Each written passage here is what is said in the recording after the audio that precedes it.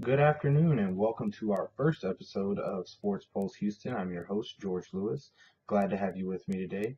Gear yourself up for a great episode. Today we're going to be speaking about the Houston Texans and their draft picks, introduce you to a few of the new guys that you'll be seeing on the field this year, as well as going around the division to make sure that we know who our opponents are going to be and who we'll be facing, rather, as far as the new rookies that'll be on the other sidelines in our division. So gear yourselves up. We're going to have a great episode. I'd also encourage you to follow me on Twitter at sports_pulse. Definitely would love to hear some of your questions, see some of your feedback, your likes and dislikes. Definitely want to make this the best show out there. So hit me up on Twitter. Let me know how you feel. And let's take this thing all the way, guys. We're going to start off today by talking about the Houston Texans. All know we did select DeAndre Hopkins with our first round pick. For those of you who don't know who DeAndre Hopkins is, he's a wide receiver out of Clemson, rather. He had 82 receptions this year, 1,405 receiving yards, as well as 18 touchdowns. Now, that's nothing to frown about. We definitely got a good pick. He had a touchdown in all of his games this season, except for one, which is definitely a great stat to look at. He also had 191 receiving yards against an LSU defense that is definitely one of the top ranked defenses in uh, in college football. Definitely one of the better defenses just in the SEC alone. So we definitely want to look at that a little bit and think about the production that he could have as far as being a wide receiver for the Texans. That's a no-brainer. Rick Smith definitely got his guy that he wanted, and it's definitely going to be a great addition to our team. Now, in his career at Clemson, he had 205 receptions, 3,009 yards, as well as 27 touchdowns. So the bulk of his touchdowns obviously came from this past year, but he definitely has a lot of upside. DeAndre Hopkins is one of those guys that can, break open um, the play just as soon as he gets the ball in his hands. He's one of those guys that creates plays um, from uh, from having the ball in his hands. So he definitely separates from cornerbacks very well. He's been known to get open very easily. Now this is obviously one of his knocks is that he didn't play any major schools. The one major school that he did play though, that he did have almost 200 yards. So we definitely have to take that into account. It's like they say, you can only play who's on your schedule. So he's definitely going to be an impact performer right away. He definitely has great ball skills. He has great hands. You don't see him drop too many passes, and he definitely is going to be one of those guys that can break open a play as soon as he gets the ball in his hands. Les Miles was actually on Sports Talk Live yesterday, speaking about DeAndre Hopkins, and when he faced him, he spoke about how he's definitely going to be a great player in the NFL. So we're definitely excited about that. Now, as you all know, our defense took a big step forward in signing Ed Reed during the offseason. Well, with the draft, we also addressed that issue because we knew that Ed Reed's not going to be around forever. Ed Reed's simply here to give us a little bit of that nasty edge. We want somebody that's going to be a hitter and a ball hawk, which all those things Ed Reed is. Future Hall of Fame guy. We know that.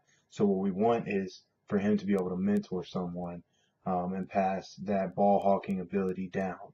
Now, our second round pick is DJ Swearinger out of South Carolina. This guy, I didn't know who he was at first. I'm not gonna lie to you guys. I don't sit here and analyze every single person that's coming through. But I went and looked up some film on him, and this guy's a hitter. He definitely has the ability to become Ed Reed like. And if he can put his mind to it and really get in there, film study and make sure that he's taking Ed Reed's wings. I definitely don't see why there be any reason why he can't step in as soon as Ed Reed steps out. So big hitter, Definitely going to be a big impact as well. May not be as right away and be as impactful right away as our wide receiver will be in DeAndre Hopkins, but he definitely will be an impact performer in the years to come.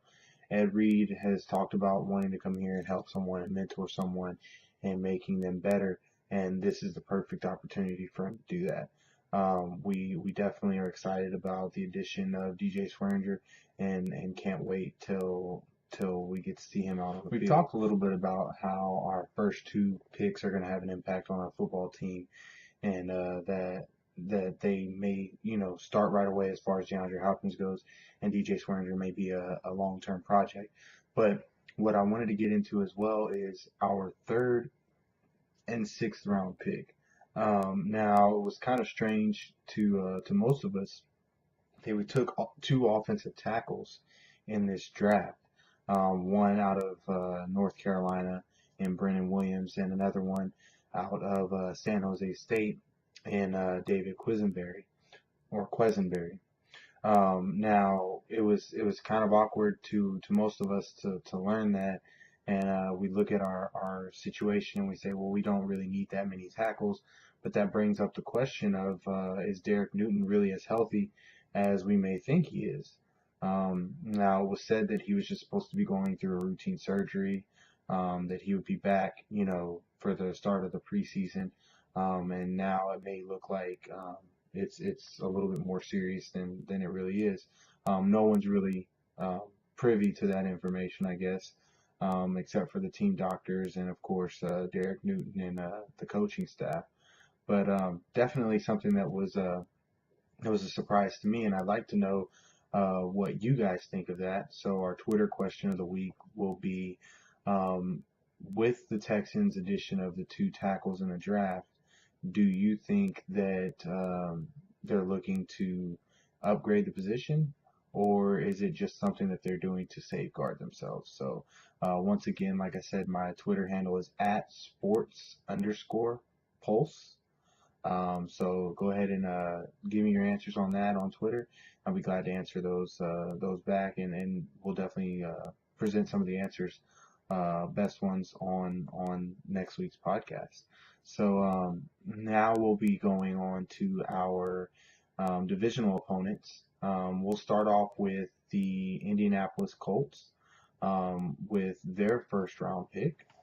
Now, with the 24th overall pick, the Indianapolis Colts decided to shore up that defense, and since Dwight Freeney was not going to be there anymore, they decided to draft a defensive end, Jordan Werner. Um, Now, he's a great pass rusher. He's the ACC Defensive Player of the Year, and he's definitely got a knack for finding the ball. He had 18 tackles for loss this past year, and like I said, he had 13 sacks, which he led the ACC, which earned him that ACC Defensive Player of the Year honor. Now that's an obvious statement as to where the Indianapolis Colts want to go. They want to make sure that they have a good pass rush for um, the opponents that they're going to face, whether that be just Matt Schaub or any of our other divisional opponents. As we all know, Matt Schaub's not a great scrambler, so when Werner is rushing him, he's definitely going to have a few problems. Which is why we have to shore up our offensive line, as I was speaking about just moments ago.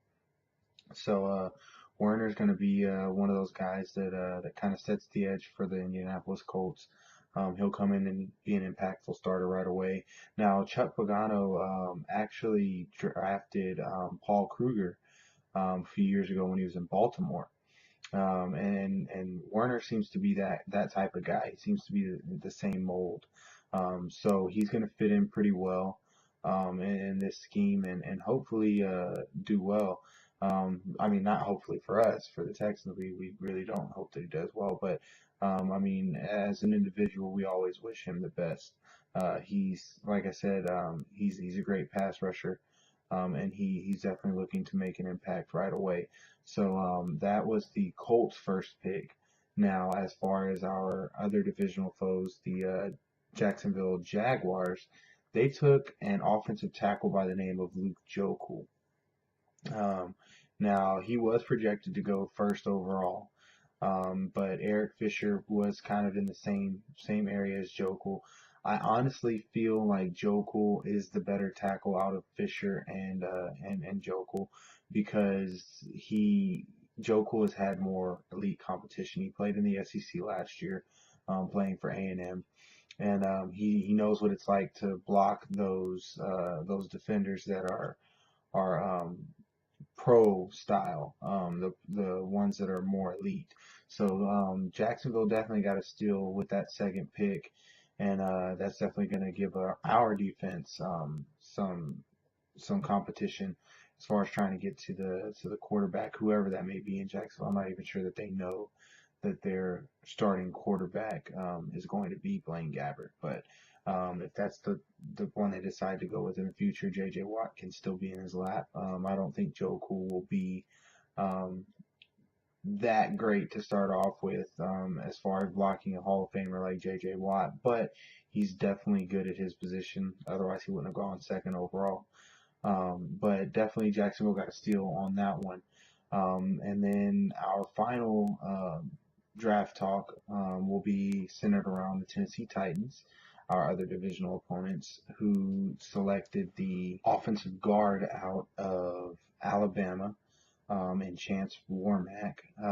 He actually has guarded for a lot of, or blocked rather, for a lot of the great running backs that have come out of Alabama, including Mark Ingram, who was a Heisman Trophy winner, Trent Richardson, who was a top 5 pick this past year, and of course Eddie Lacy, who also was drafted this past year. So Chance Warmack is definitely gonna be a great addition, especially as trying to see how they can get that running game going a little bit earlier. You know, CJ seems to, as far as Chris Johnson, he seems to always get started a little bit late. Maybe Chance Warmack can get that started a little bit earlier on in the season for some of those fantasy owners as well as for Titans production.